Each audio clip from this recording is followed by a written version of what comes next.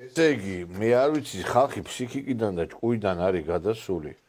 ესე იგი, ბავშვებსაც კი ფსიქიკას უბახიჯებენ, ეხლა სოციალურ ქსელში რეებს არ წააწყდები, კაცი, აი ზოგჯერ აი ვაკვირდები ინფორმაციებს და აი ესე იგი, ბავშვს საჭმევს ქალბატონი. აი სადამდე მივიდა ხალხი. ეხლა მინდა განახოთ ეს სოციალურ ქსელში ტრიალებს, თორე ხა ჩემი გადაღებული კი არ არის, ერთი აი გაყურებინებთ ერთი. ყველგან პოლიცია არსად სამართალი. ყველგან პოლიცია არსად სამართალი. თინათე ცეცხლი ოლიგარქიას.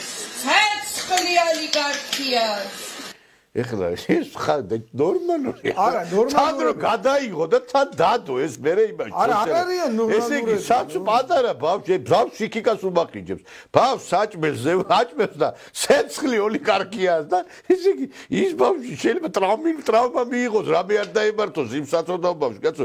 ბავშვი, ესე იგი, ავანწყობებით არის. არა, ნუ ეს უკვე ავანწყობებია. ნორმალურია ხალხო, აი, ხალხი ჭკუიდან გადაიყვანა, ამ დასავლეთმა ჭკუიდან გადაიყვანა გეუნებით რა. ესენი ვინ არიან? ხალხი ჩაფურთხებას რო იტყვის ადამიანი რო საჭმელში უნდა იმას ქნა ჩაუფურთხო და ისაო რა. აი ესეთი ნორმალურები არიან საერთოდ. იფურთხება აკლემი და ნუ აკლემებს ემბავს. არა, ბავშვი შეიძლება ბავშვს საჭმელი აჭამა და ცეცხლი ოლიგარქიას. და ტაშუკრა.